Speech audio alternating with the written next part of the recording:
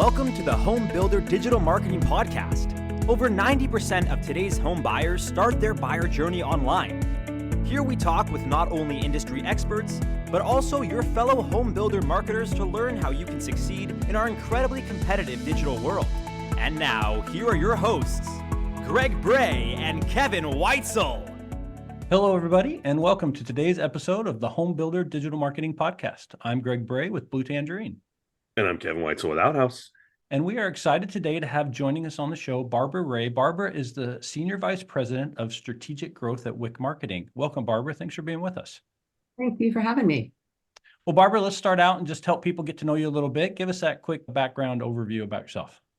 So, as you said, I work for Wick Marketing, which I have done for 18 years now. I started with the firm as a writer and moved into a different role in 2009. For those in the home building industry, that was kind of an important year. So it needed less of the writing that I was doing. And I moved one of our largest clients into the social media space, which was really new at that time, pre-advertising, all of that. Over time, grew our team. In recent years, have moved into the role that I have now, which is new business development and growth and education of our team around the home building industry as well. Before we dive into all that stuff, though, could you please let our listeners know something personal about you that they'll learn exclusively on our podcast that has nothing to do with work or the home building industry? Yes. So I'm from Kent, Ohio. And when I left Kent, unwittingly left in what ended up being one of the most major blizzards in that period of time. And so therefore, my friend and I, who left together, ended up spending 3 nights in a gas station bathroom in Verona, Kentucky. When was that? Was that 77, 79? When was that? 78. That was the big blizzard. Here's a little fact, Greg. You ready for this one? During that blizzard, because we lived in a trailer at the time, it covered literally the entire back half of our trailer. But the week prior to that, there was a nasty sleet and ice storm that hit, and I was from Kalamazoo. We got the lake effect stuff up there. Me and my friends, we ice skated to school, unbeknownst to us that when the roads are frozen over, there is no school. Yeah. But we did get to say that we had legitimately ice skated to school, and I did it once in my life. So there we go. I'm just hoping that gas station bathrooms were different than they are now. They were different, but not necessarily in a good way. However, it was safe from the elements, so I'll take it. That's probably a story that's got a lot more that could be said about it, but we're going to move on.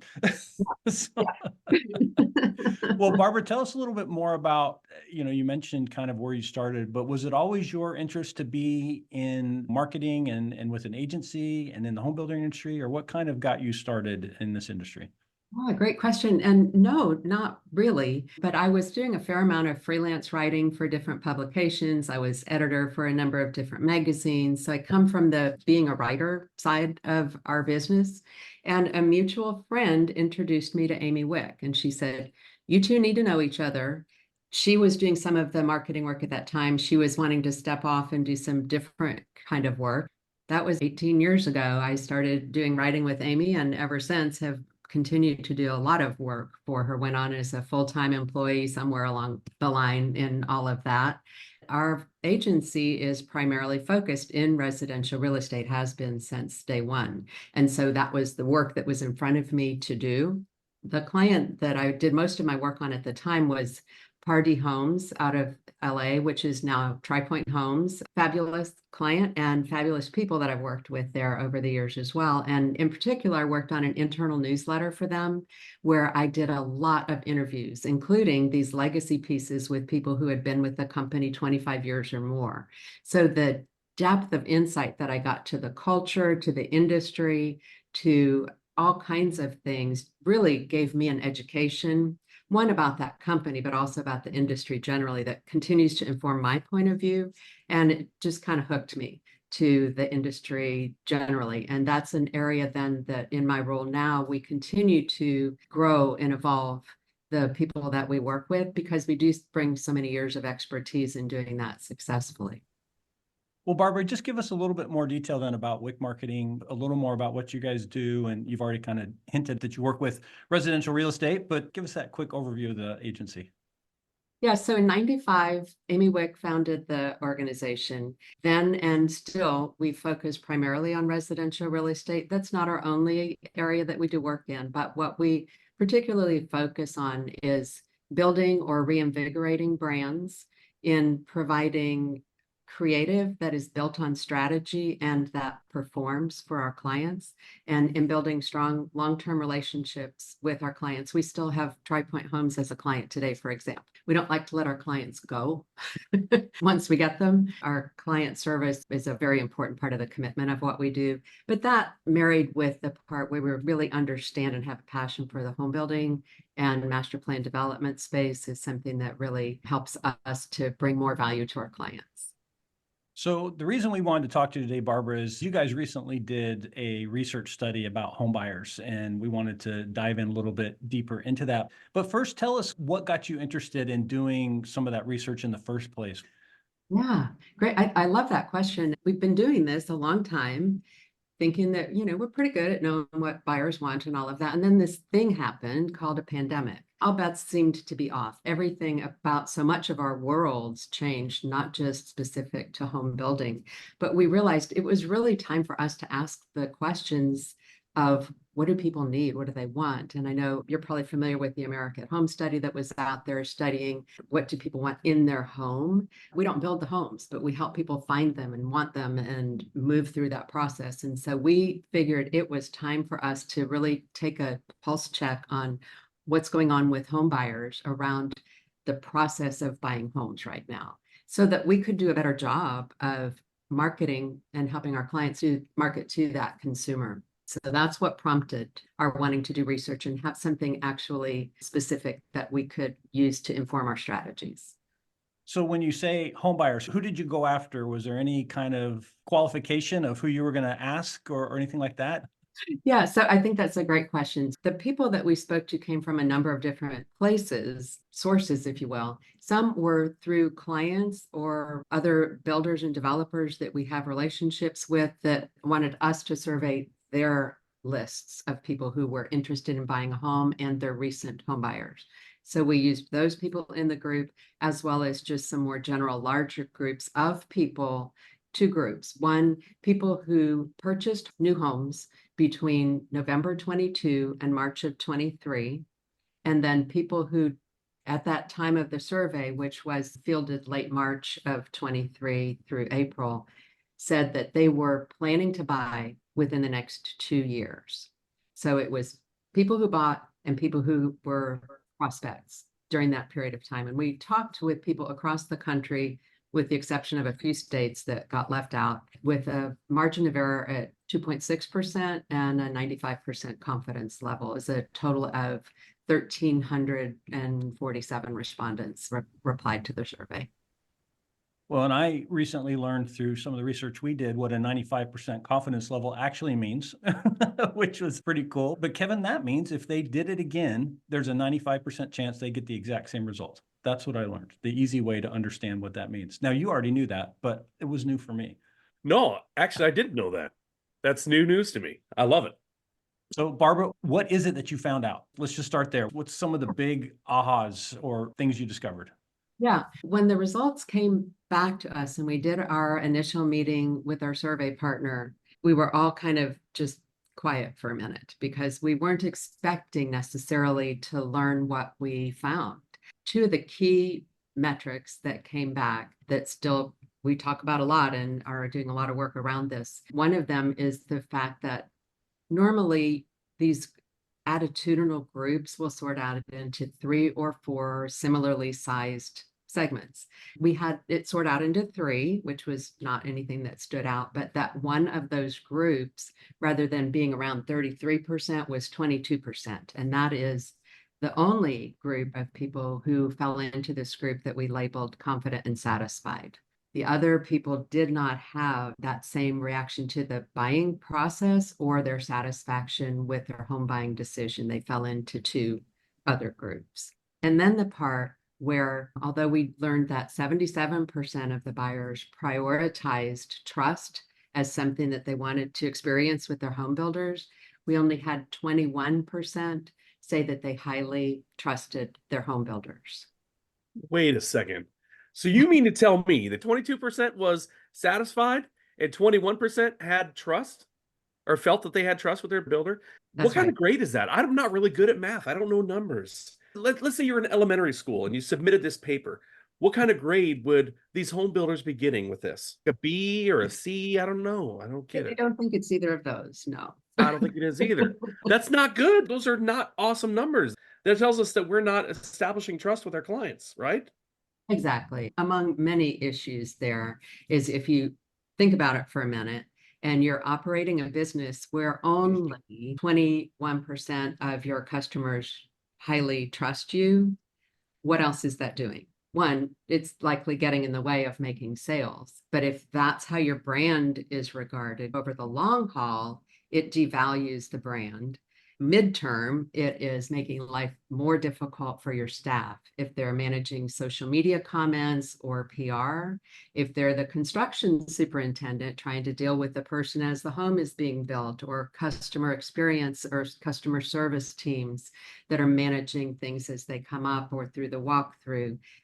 I had a really poignant conversation with an attorney that's in a ULI group that I'm in, and he was talking about how their percentage of builder defect lawsuits has doubled over the last couple of years, firm-wide. I said, so tell me what you see as the correlation between my survey that we're talking about and what you just said. I'm paraphrasing him, but he said it's pretty easy. People don't tend to sue people that they trust. So it becomes a millions-dollar issue in an industry or in a single organization if trust is not where it can and should be. That's not just a pizza party in the office, then. That's much bigger.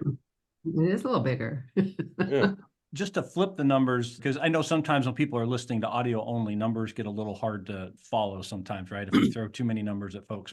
But you're saying that 21% trusted the builder, which means 79% did not have what they felt was trust with the builder, the person they're buying a home from. One of the largest purchases that they're ever going to make in their lives, a hugely emotional purchase that they're going to make, something that they will deal with every day because they live in it. 79% don't feel like they can trust what's going on. I can only imagine the implications of all of that, like you said, because everything they're told, they question or want validation or need to come back and check up and make sure you're really going to do what you told me you're going to do, which is just extra communication, extra overhead, extra work for the builder to keep this moving forward.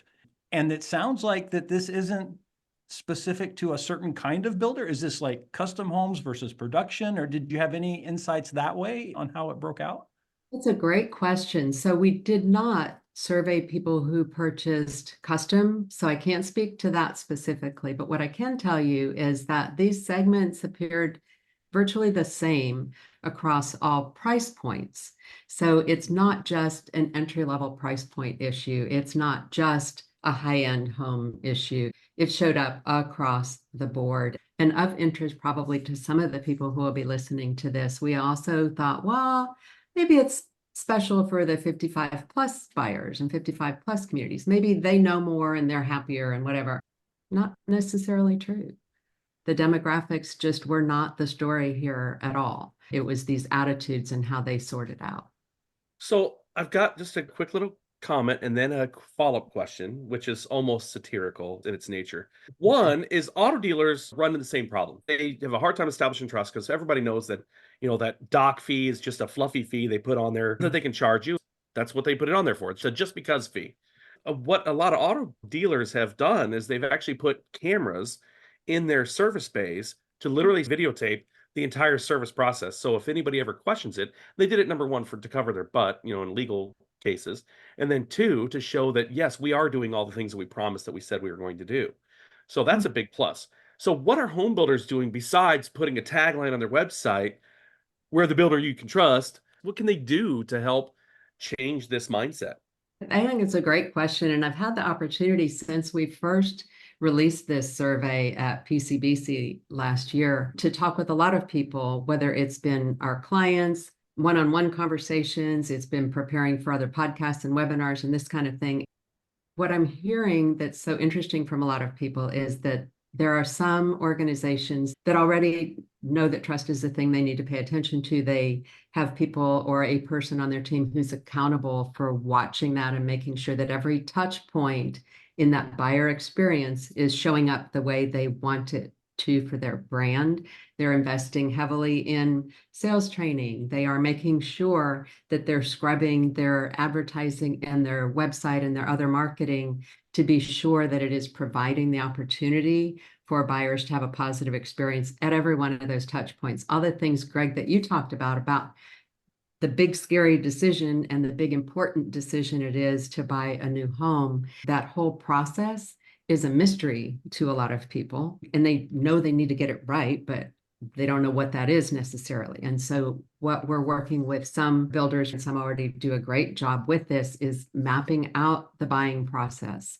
What can people expect? And it can be a checklist, or it can be a video, it can be an app, it can be whatever it is that makes sense for that particular builder or developer to use. But people really need that support. That was a huge issue in the research that showed up, was that buyers did not feel they had the support that they needed, and support in the way of information and communication. There are so many ways that we can help them have the information that we know they're going to need. Like, they're going to buy the home once, and maybe it's the first time, or it's the second or third time, or it's the first time that it's been new, but they're limited experience compared to the professionals that are doing this day in and day out and know what's coming next and know what people need to pay attention to.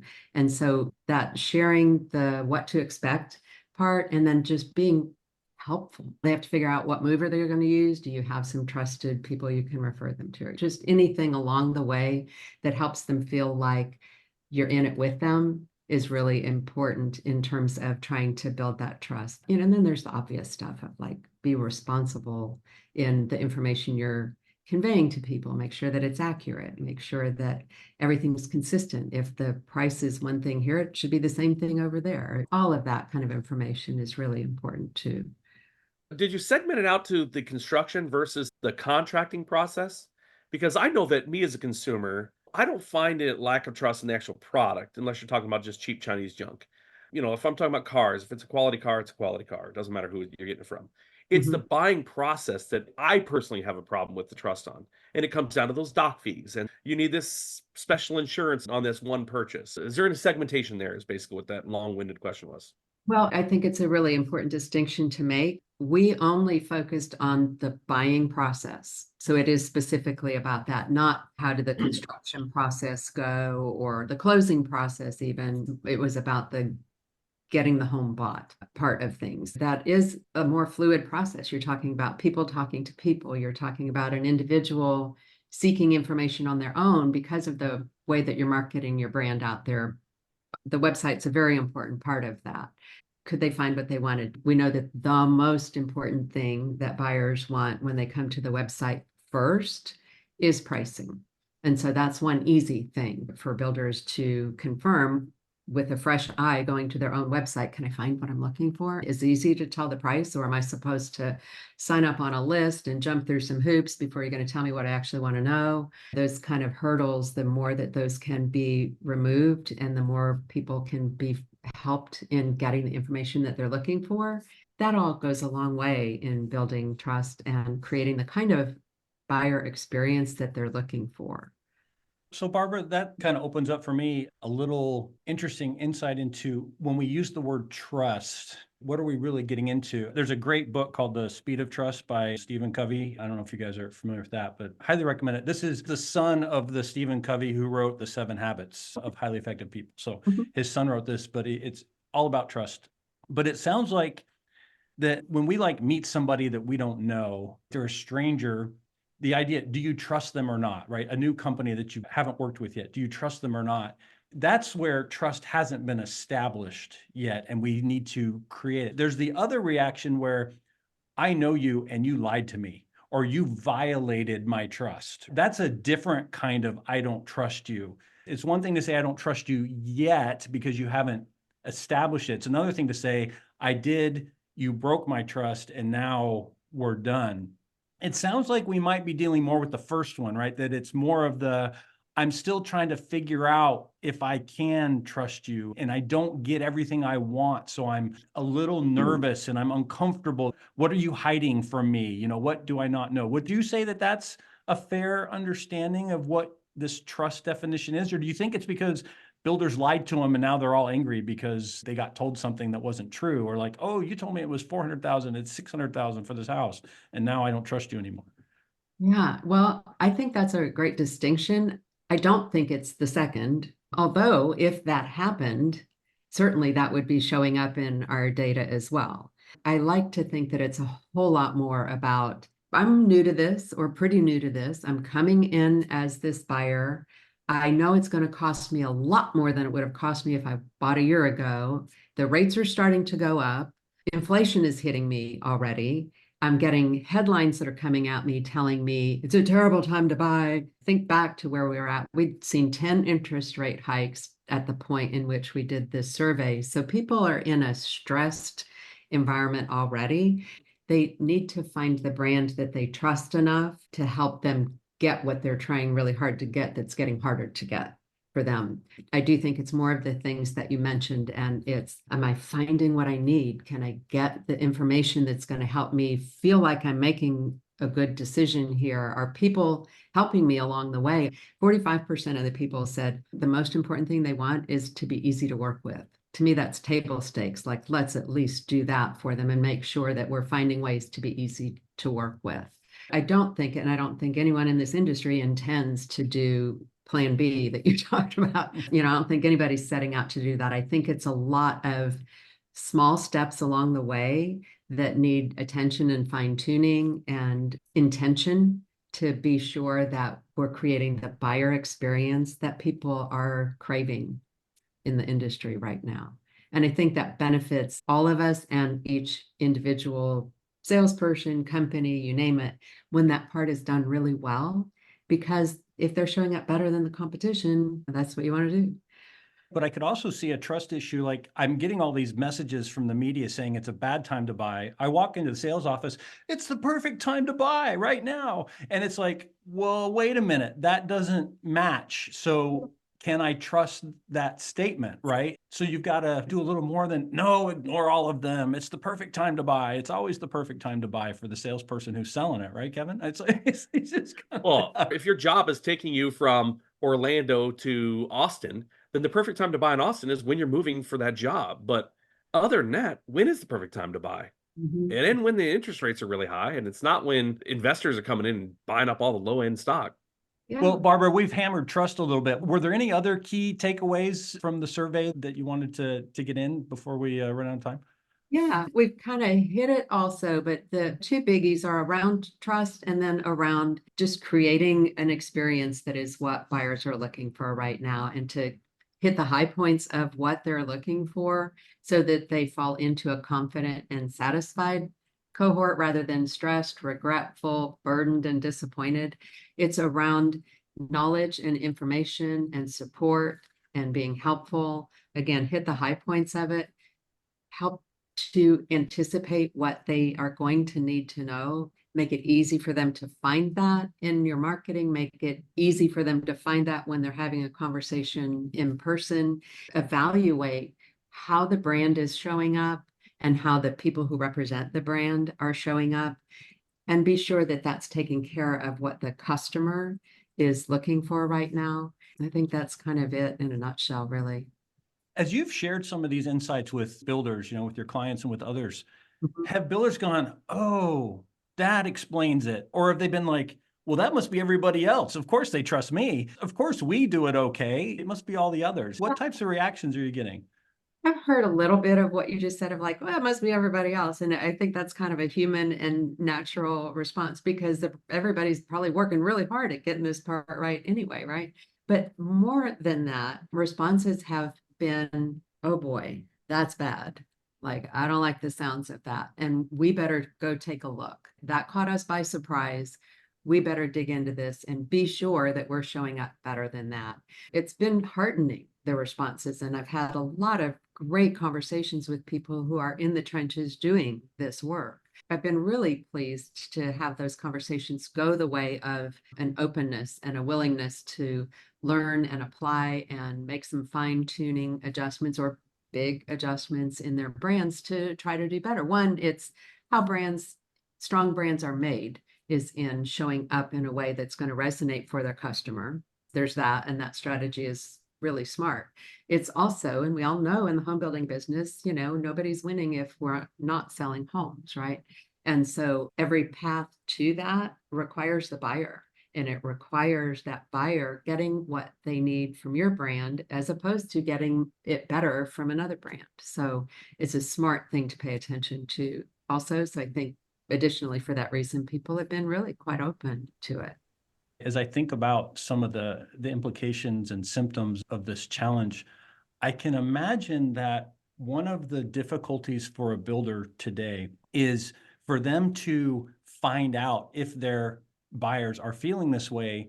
They have to have gotten to the point where they've made a connection with this person in order to find out how they feel. And there's this whole other group that never made it to the point of making contact, that didn't come into the sales, didn't reach out through the website, didn't make some type of contact. And that group, we can't ask them why. We can't talk to them. We can't get there. So it's like there's this temptation to say, oh, well, look, we surveyed all our buyers and they all love us. Well, yeah, they're the ones that stuck around to buy. So they're the ones that love us, right? It's the ones who looked at the website and said, gosh, I don't know what they're doing. I'm moving on to the next one. And we never had a chance to talk to them. Do you feel like we could get stuck in a little bit of a self-fulfilling echo chamber, so to speak, if we only talk to these folks? I mean, that's what your survey did, is you got outside of that group by going out there a little more randomly, right? Instead of just talking to our existing buyers that we already have as a builder. Right. Yeah. I think it's a really good point that you make. The home buyer data was people who actually did buy in spite of whatever obstacles they encountered. They actually bought, and still, of those who bought, only 22% were confident and satisfied. So we can imagine and guess those who maybe started to but didn't aren't going to be in a better situation than that.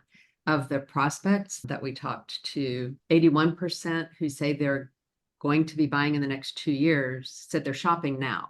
So those are people who are in the market, hitting the marketing, going into the sales offices, doing their research, whatever that looks like for them, already in market, evaluating the brands. And so we did learn some things there. In our survey, we worked, as I mentioned, directly with a few builders. And so they were able to look at how did their data stack up to the larger group. And that was fascinating to them to be able to see, oh, we're about the same, or we're really doing a lot better, but only with this segment of people. So they got to drill down a little bit more to look at their buyers and their prospects. And for some, it was really helpful for them to see we have work to do with our prospects here and an opportunity because of it. Those are the people who are going to be sales over the next couple of years.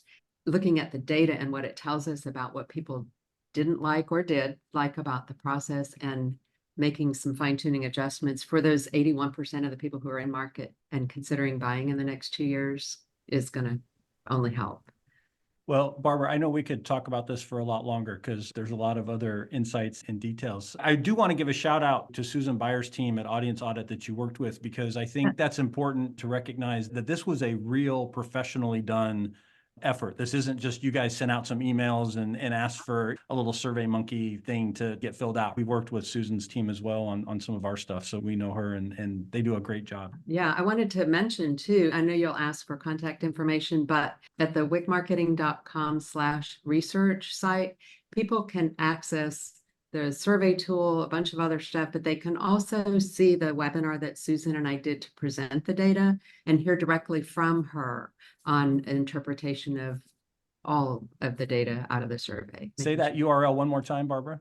wickmarketing.com/research. All right. That's where you need to go to get all the details. Because again, it's hard to hear numbers when we're just talking about it and really understand it. And that way you can dive in a little deeper and see some of that. So Barbara, before we wrap up, any last thoughts or marketing advice that you wanted to leave with our listeners today based on what you've learned?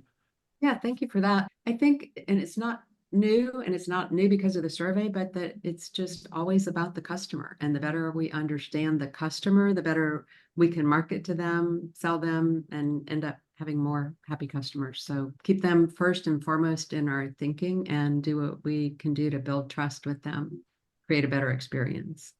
And Barbara, if somebody wants to connect with you, what's the best way for them to reach out and get in touch? They can find me on LinkedIn, Barbara Wray, or Barbara, Barbara, at wickmarketing.com. All right. Well, thank you again for joining with us, and thank you for doing all the work on this survey to share with the industry as a whole and help us all get a little better with some of these insights. I'm sure there's a lot of folks scratching their heads going, I wonder if that's us right now. Thank you. If the numbers are 22% and 21%, the answer is yes, it is us. Yeah. It's everybody.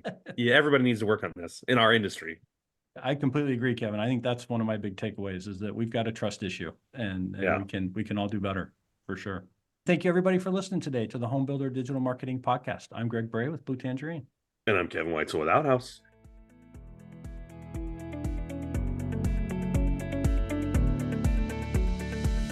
Thank you for listening. To learn more about how Blue Tangerine and Outhouse can help you generate more qualified home buyer leads, visit bluetangerine.com and outhouse.net. If you've enjoyed our show today, please tell a friend, leave us a review, and subscribe on your favorite podcast platform. Be sure to join us again on the Home Builder Digital Marketing Podcast.